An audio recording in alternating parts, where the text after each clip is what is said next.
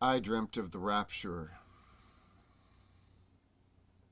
It was 1984, and the party that had started in the late 60s was still in full swing in the United States.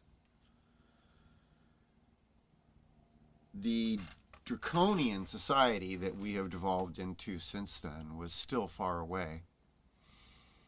The oppressive police presence that is now common in our neighborhoods was unthinkable at that time.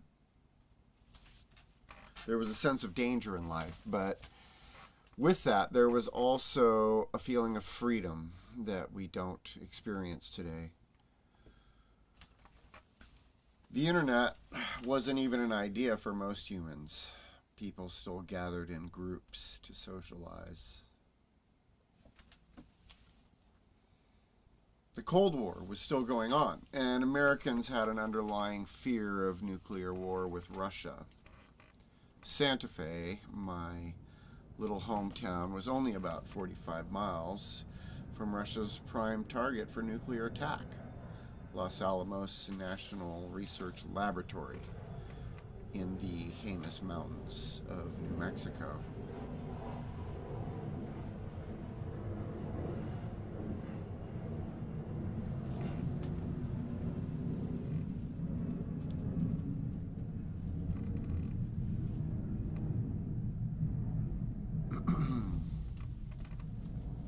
Rumors about what might be happening at the lab swirled around among the people of the neighboring cities and became more exaggerated, and the retelling of them. In some ways, our society was even more divided than today. A growing subculture was still rebelling against the established old school war economy mentality of the time. In addition to the fading hippie culture, people began to identify with other subgroups. Punk rockers, new wavers, Rastafarians, lowriders, pachucos, and other groups loudly proclaim their rejection of mainstream society values. People were mostly high on cocaine, although the use of LSD, cannabis, and heroin and pharmaceutical drugs was also common. Smoking was allowed in restaurants and on airplanes. Trucks had gun racks in their rear windows. Driving with a seatbelt wasn't a crime yet. It was in this relatively lawless and chaotic climate that I had a profound dream. I woke up before dawn to hear some kind of commotion in the street. And peeking out into the window, I noticed people in the streets moving around and looking confused. I quickly pulled some clothes on and found my shoes. I turned on my radio while tying my shoelaces to see if I could get any news about what might be happening, but the airwaves were silent.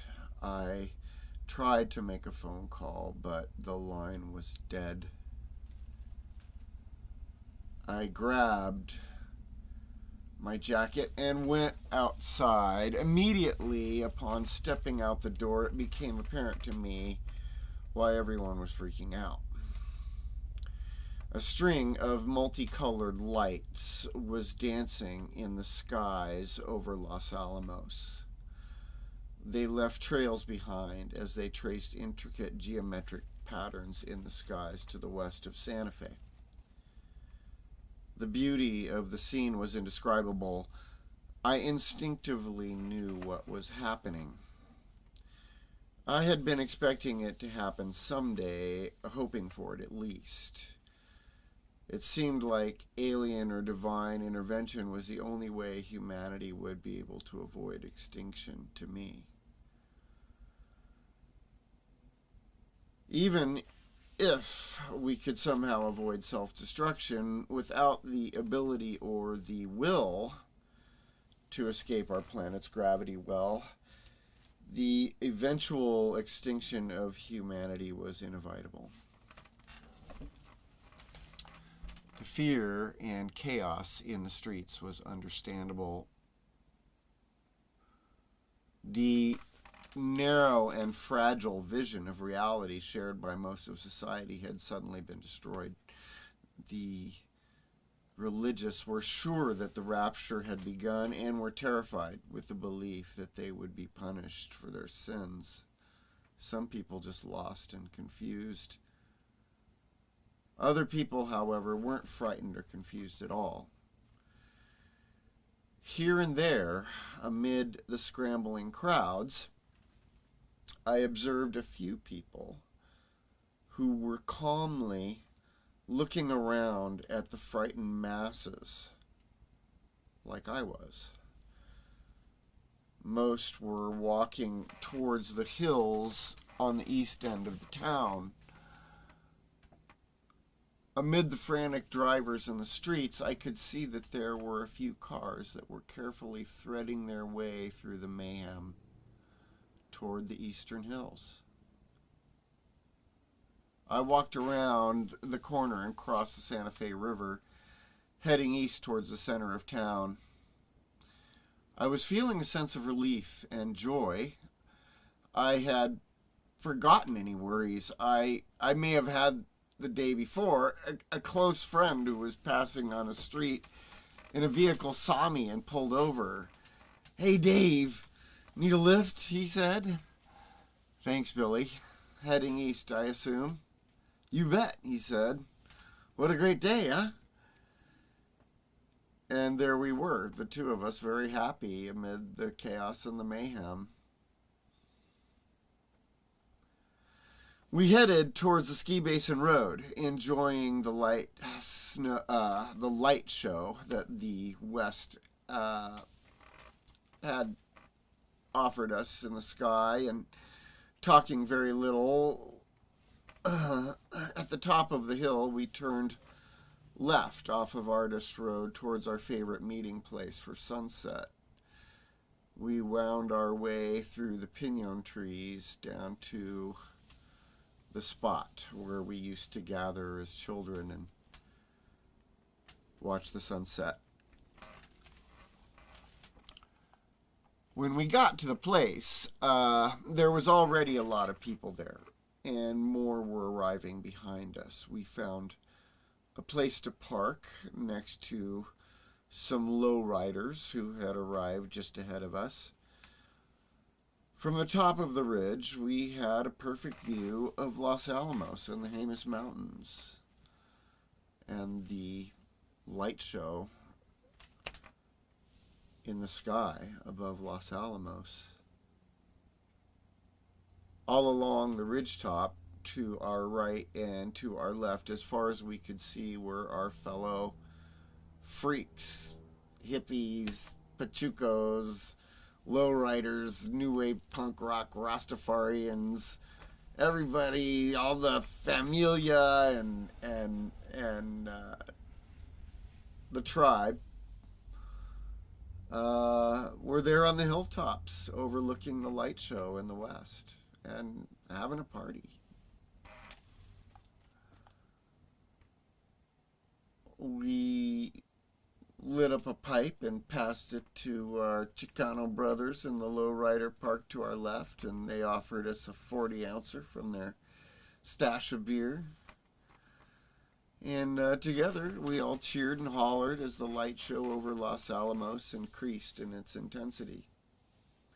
It seemed like we all shared a feeling of well-being and relief at the arrival of mankind's benefactors. All our worries, prejudice, hatred, and fear were gone. Only understanding and love remained. Things were about to change on planet Earth in ways we could only begin to imagine.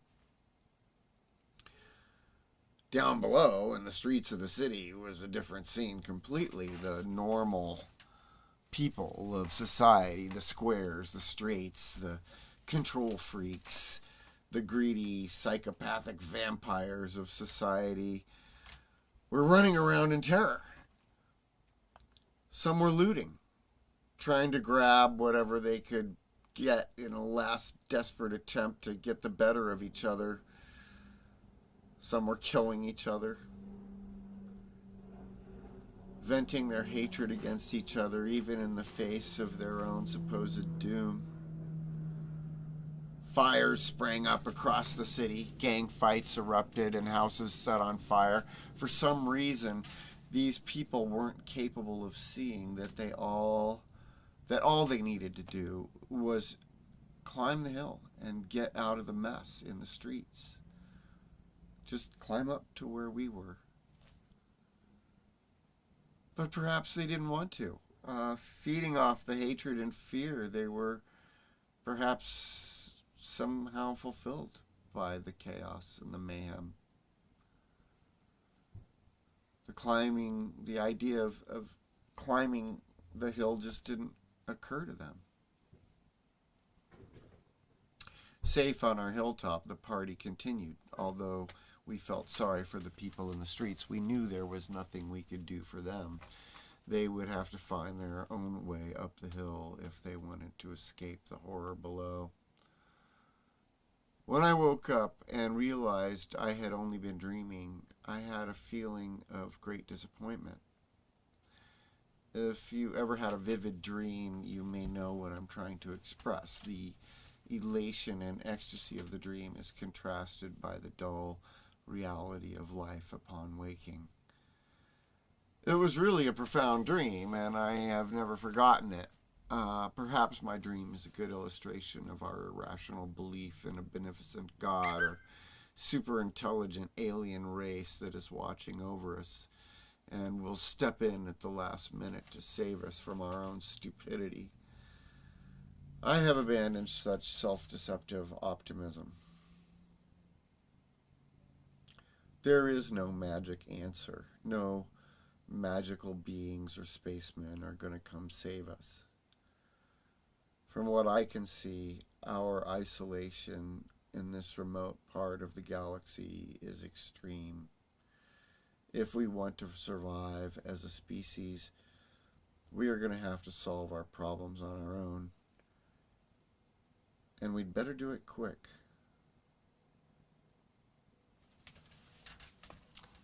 Thanks for listening.